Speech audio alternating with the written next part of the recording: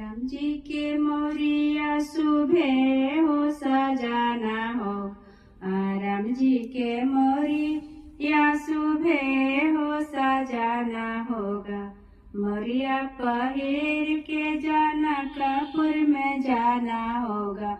मोरिया पहिर के जनकपुर में जाना होगा।